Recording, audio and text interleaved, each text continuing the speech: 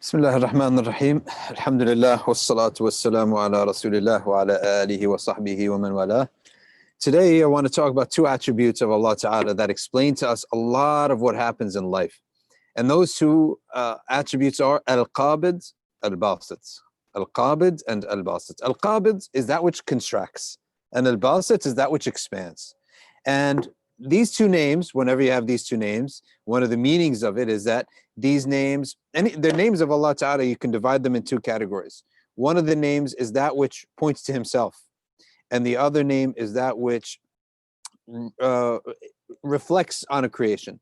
Al-Qabid wal-Basit, he doesn't do qabd and bast, a contraction and expansion to himself. He does qabd and bast upon the creation. Okay. Now, someone might first ask, well, if there is no creation, at one point there was no creation. So was he al-Qabid and al-Basit? We say yes. The names of Allah Ta'ala point to the fact that he is capable of doing something. Unlike us, for example, you're only a graduate once you graduate, right? No one calls you a doctor, for example, because you have the potential to graduate from medical school. You're called a doctor because you did graduate from medical school. Well, the attributes of Allah Ta'ala are the opposite. They are that he possesses an attribute because he is capable of doing something, not because he did it. For us, for human beings, we have to prove the achievement first. But for Allah Ta'ala, his capability of doing something is sufficient. So therefore, he was a Lord before he was called Rabb, before there was a creation to lord over. He was Al-Khaliq before he created. Likewise, he is Al-Qabid and Al-Basit, right? The contractor and the expander, before there's anything to contract or expand. And so the contraction, the second category of attributes are those attributes that relate to the creation, that they will manifest in the creation. And so al-qabd wal-bast, each one of them has its attributes and its reaction from a mu'min, right? A certain adab that must be observed and a wisdom behind it. Al-qabd is when things get tightened up, right? Things get tightened up. And in fact, you'll see this attribute in everything. Your eyes close and open. Your lungs close and open. Your heart beats and contracts, contracts and opens. Everything is constantly, the day opens up and then it closes up. Everything contracts and expands. And so the adab of contraction is that Allah Ta'ala is making his power known over us. When we're contracted and we're pulled in and we have nowhere to go, and all of a sudden our rizq is down, our looks like the world is caved in on us. This is the expression or the manifestation of Al-Qahhar. Al-Qahhar being the one who is dominant. And someone may say, well, why does a God need to do this? God needs to remind everyone, right, of who he is. And by the way, some people have this false notion that we should be able to worship Allah on our own, and it should be a relationship of love, and that's it. Well, we say to you, first of all, don't pat yourself on the back and make yourself as if that you need no motivations and you have no laziness and no temptations that needs fear, okay? Secondly, let's say you were like this, okay? Are you the only type of person out there? There are a ton of other types of people who are quite the opposite. And every single one of us is going to have a moment of temptation where we need fear to move us, and a moment of desire where we need temptation to move, temptations of paradise. These are temptations. Allah, he's giving us watering our palate with the descriptions of paradise. And then there are moments in which we're completely altruistic, meaning that we're completely doing something solely for the love of Allah Ta'ala. All right. So every one of us has one of these, all three of these attributes at the same time, at different degrees and at different times. So al-qabd is that Allah Ta'ala makes himself known to us by his force, his ability to show us that how limited we are. And a person, we talked the other day, we have to always know how limited we are. And when a person's iman feels stale and dry, it's oftentimes because there's no dua. The dua is weak. The dua is the protein of iman. And so if there's no dua, and the reason there's no dua is because things are going well. And when things are going well, the smart thing to do in order to elicit that dua is to visualize and ponder and think about how vulnerable we are. All right, we're extremely vulnerable. You say, oh, this is a grim way of looking at the world. It's not a grim way, it's a true way, right?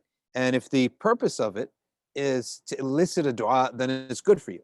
And if the vulnerability and the fear and weakness and neediness, if it's all directed to Allah Ta'ala, then it's not a bad thing. It's not a negative stress. It's a positive stress. Number one, because it's true.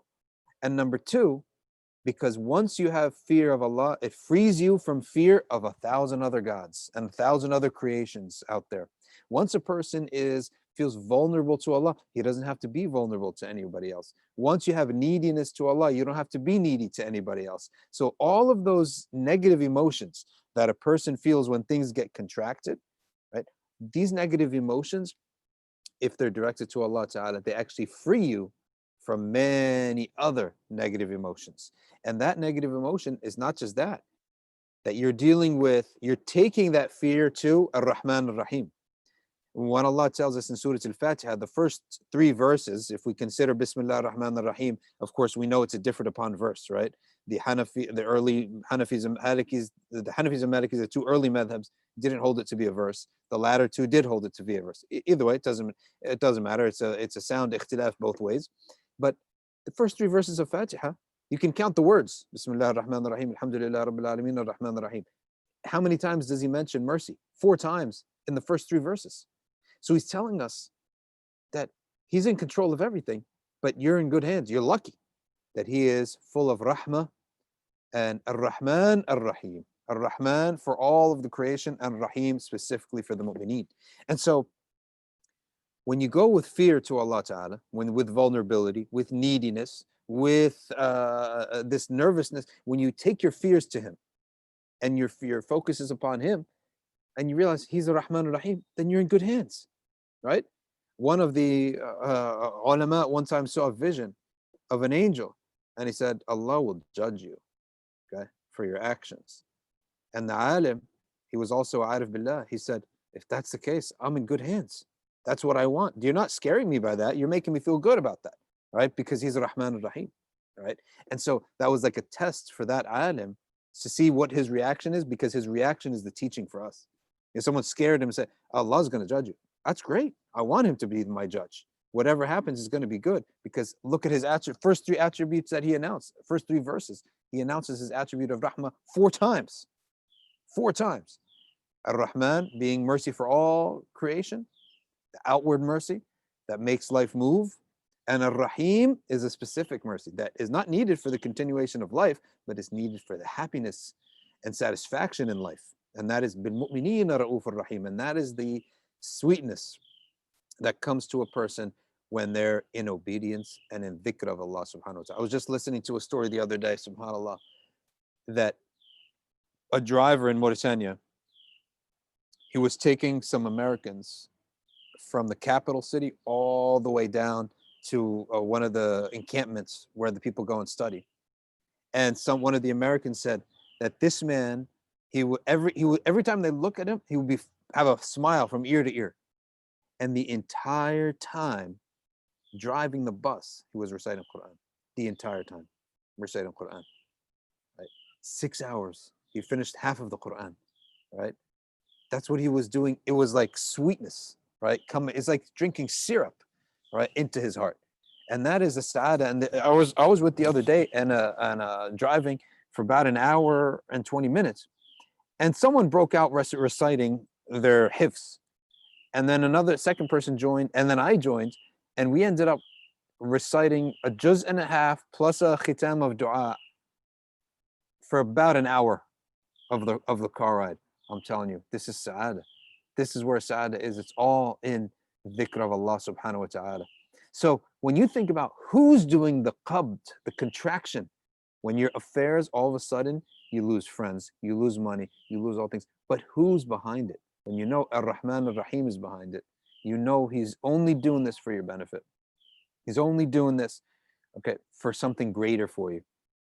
Your mom would not come and completely tear apart your room and tear apart your house, okay?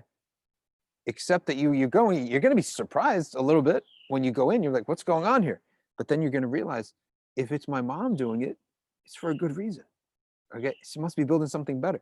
Imagine you're a kid. You come in and your dad has completely torn down the house. And that's what we're witnessing. What do you think we're witnessing with the ummah? The house being torn down over the course of 200-300 years. The house being torn down. Hold on a second. Whose house is it? It's the ummah of his beloved. You think Allah Ta'ala is going to tear down the ummah of his beloved? And how do you think he tears it down?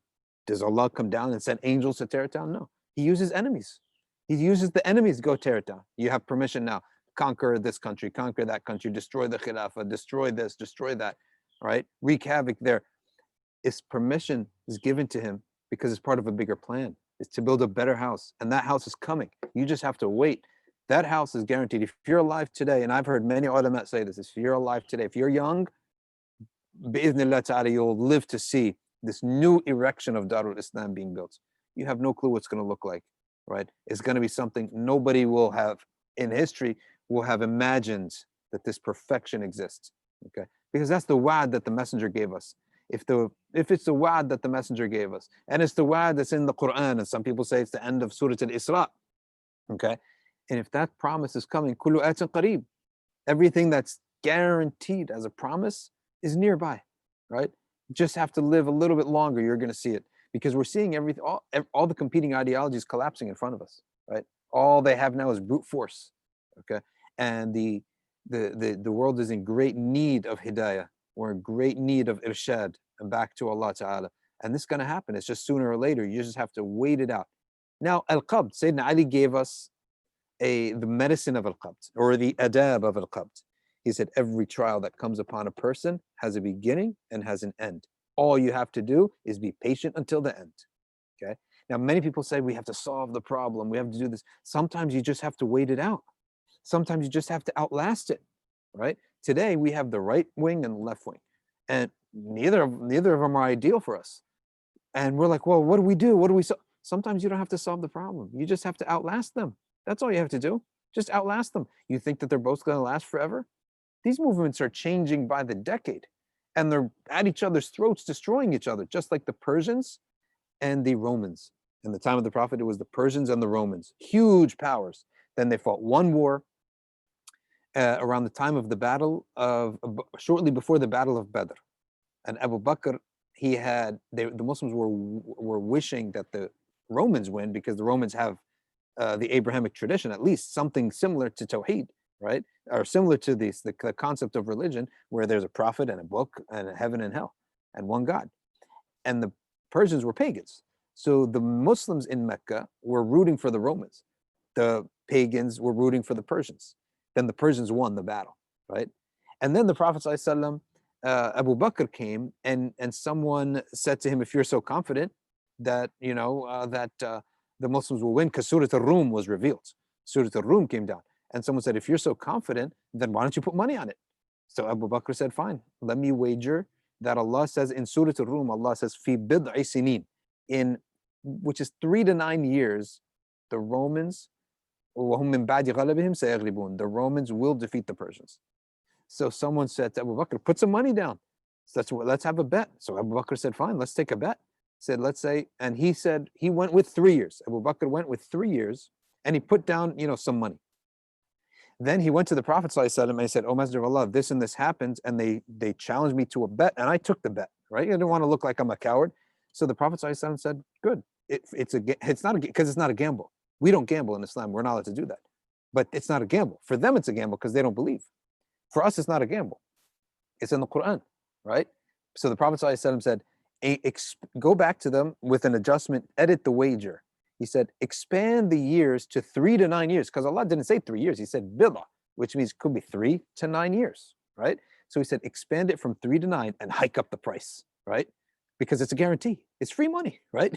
Because Allah guaranteed it. So that's why it's not a gamble. Someone say, oh, gambling is halal. It's not a gamble for us because it was in the Quran. So Abu Bakr went back to him and he said, let's edit it a little bit. Let's make it 3 to 9 years and let's double the amount, right? And they did that.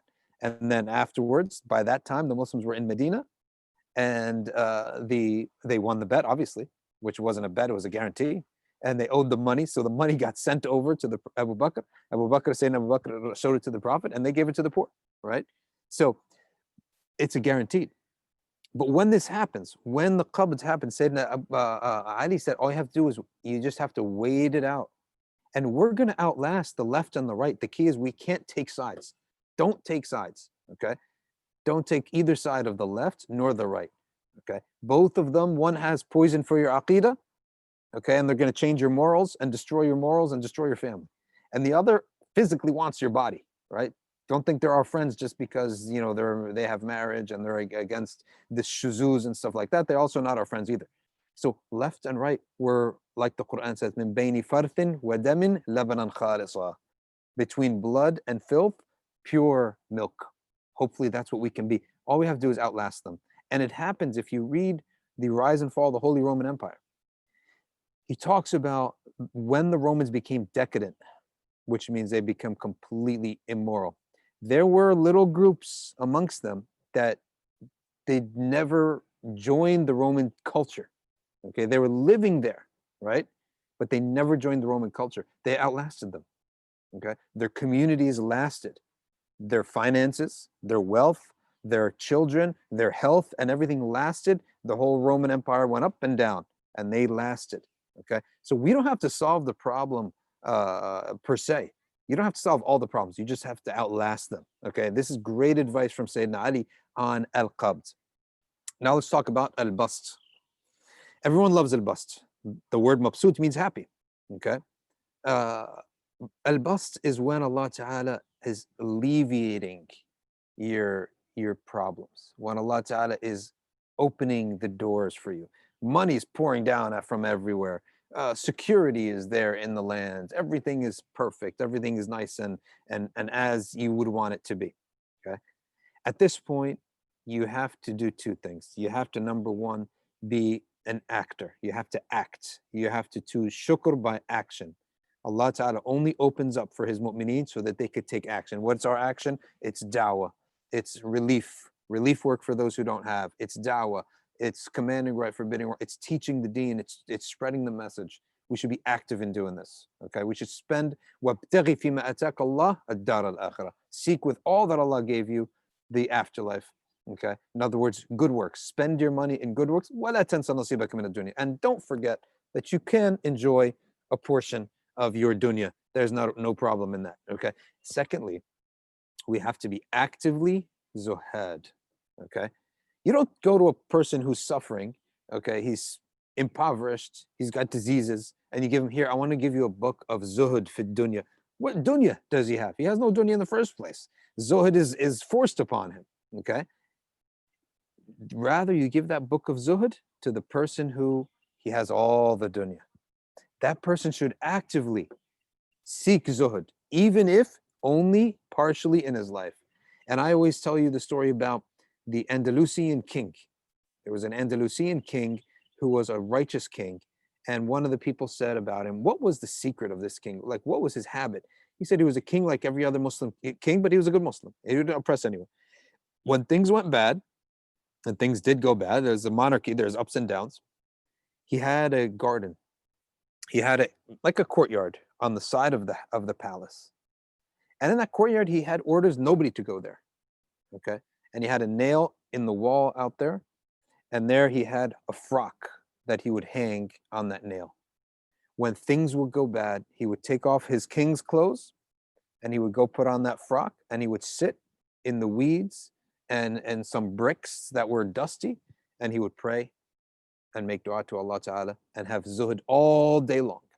All day he would be in zuhud and dua, because the Prophet ﷺ said, if you wished for Allah to love you, leave off the dunya.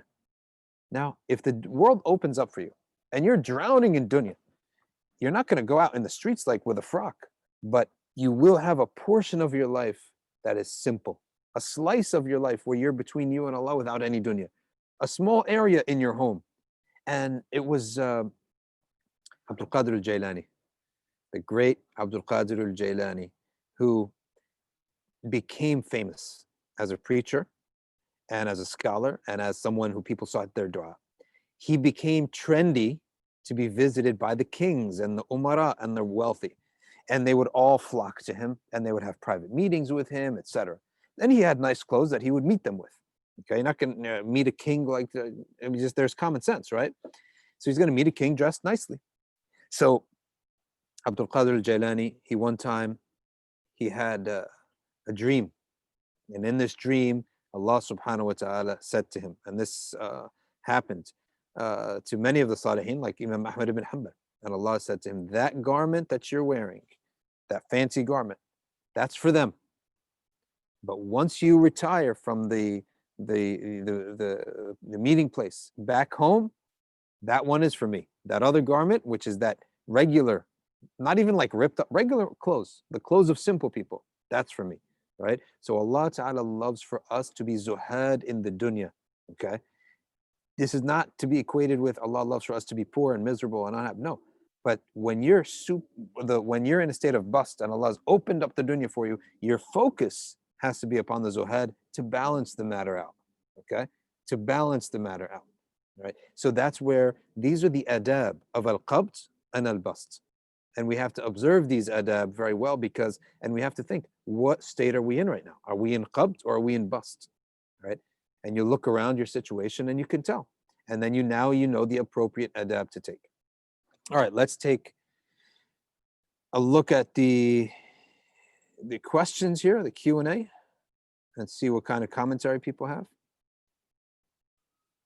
All right, Bismillah, live chat time. Ilyas Lahouz, Assalamu alaikum wa alaikum assalam. G Spice 71, assalam. Gold, what is that? Old Spice. Nafiz Hamid, wa alaikum assalam. By the way, masjid is open tomorrow. You have to make sure you have wudu before you go to the masjid, and of course you're wearing a mask. Nafiz Hamid, Assalamu alaikum wa alaikum assalam. Salih, what kind of patience is required to outlast the contraction? There's two types of patience. There's regular sabr and there's sabrun jameel.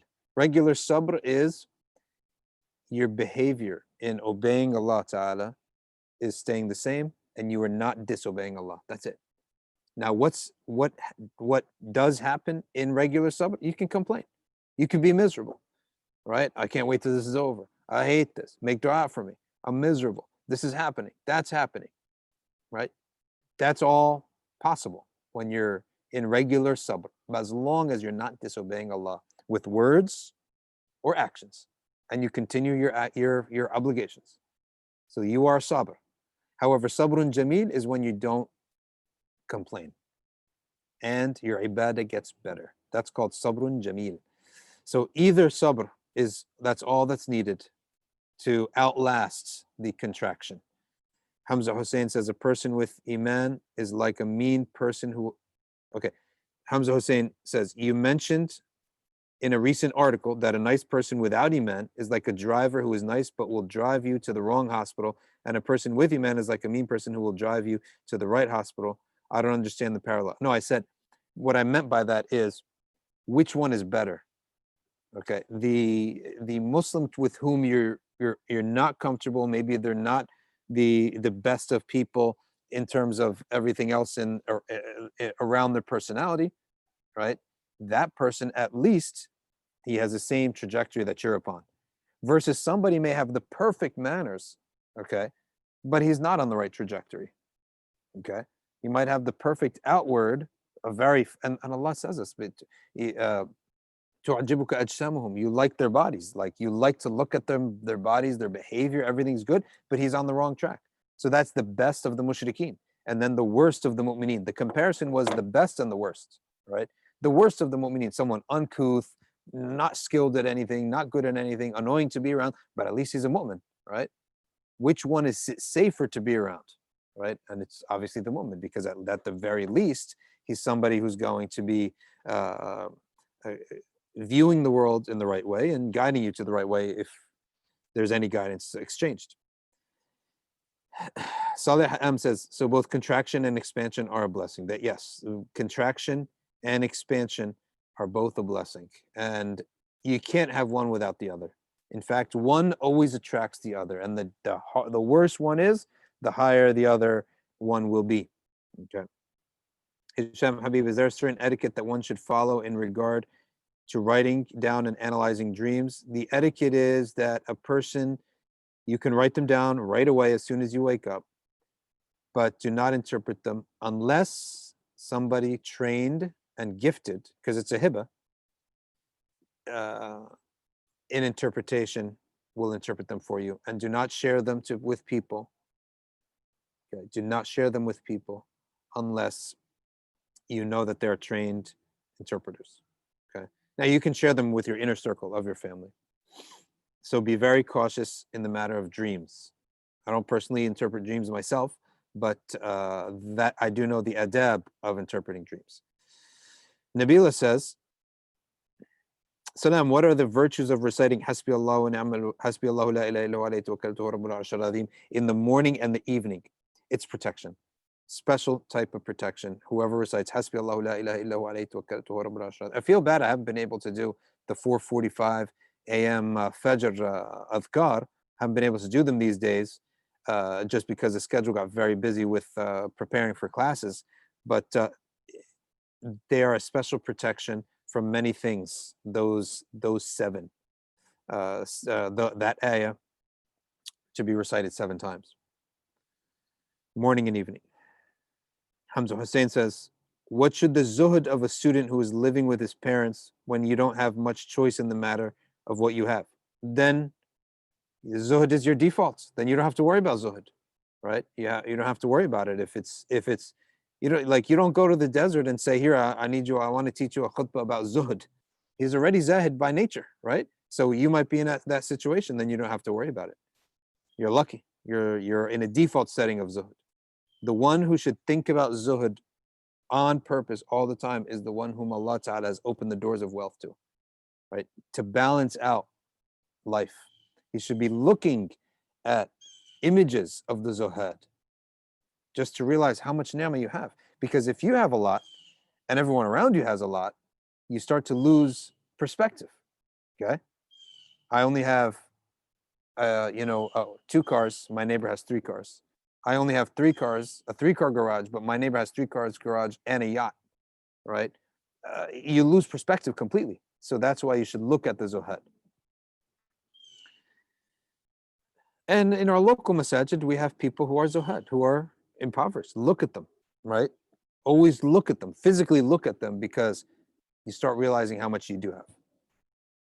Upon the Sunnah says, will these lessons be streamed live when the masjid is open? How do we outlast and persevere? Well, the masjid is open, but there are no classes, so we're going to continue with the community update. And after everything is totally back to normal, well, let's see, first of all, right? Let's just wait and see, because just because masajid are opening up, it's not the be all and end all. We're all just taking this one step because we feel it's safe. We do feel it's safe. We're not taking a doubt here. We're not taking a risky measure for sure.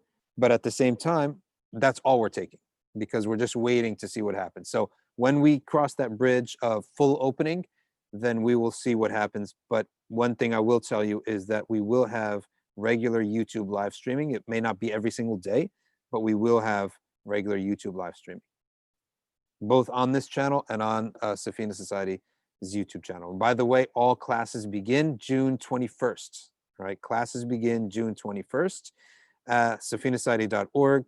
Go and sign up for classes there. All right, it looks like that's it. I'll give it another second, real quick. See if anyone else has any questions.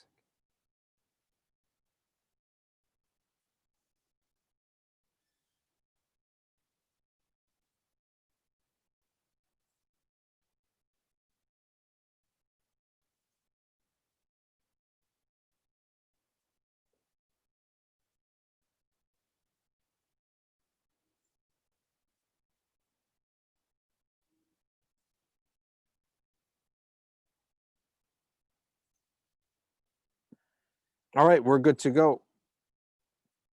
Alhamdulillah. Nafis, please remember us in your dua. And thank you for your kind words. Jazakumullah khairan to everyone. Subhanakallahumma wa bihamdik. Ashhadu an la ilaha illa anta. Nastaghfiruk wa natubu ilayk. والعصر إن الإنسان لفي خسر إلا الذين آمنوا وعملوا الصالحات وتواصوا بالحق وتواصوا بالصبر. One more announcement.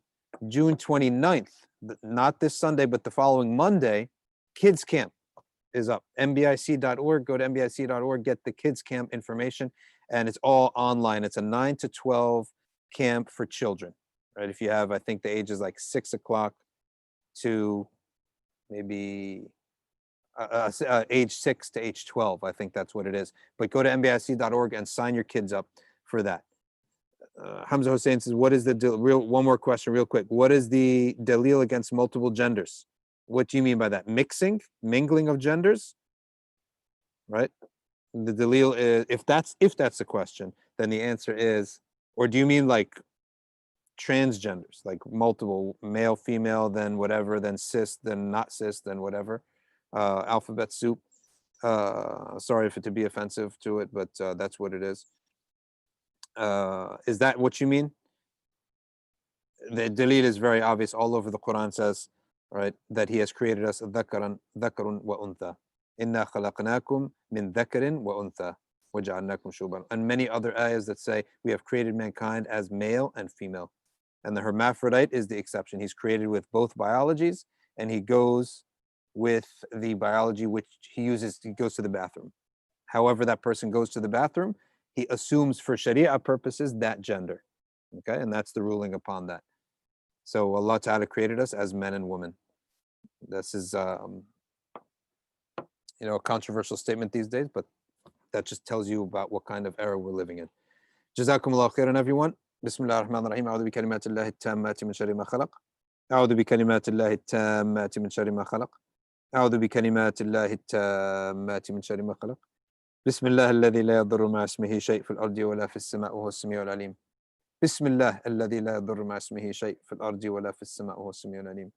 بسم الله الذي لا يضر مع اسمه شيء في الأرض ولا في السماء وهو السميع العليم. تحصنت بذي العزة واعتصمت برب الملكوت وتوكلت على الحي الذي لا يموت. اللهم اصرف عنا الوباء بلطفك يا لطيف إنك على كل شيء قدير. تحصنت بذي العزة واعتصمت برب الملكوت وتوكلت على الحي الذي لا يموت. اللهم اصرف عنا الوباء بلطفك يا لطيف إنك على كل شيء قدير. تحصنت بذي العزة واعتصمت برب الملكوت وتوكلت على الحي الذي لا يموت. اللهم اصرف عنا الوباء بلطفك يا لطيف إنك على كل شيء قدير. صلى الله على سيدنا محمد وعلى آله وصحبه وسلم. الحمد لله رب العالمين.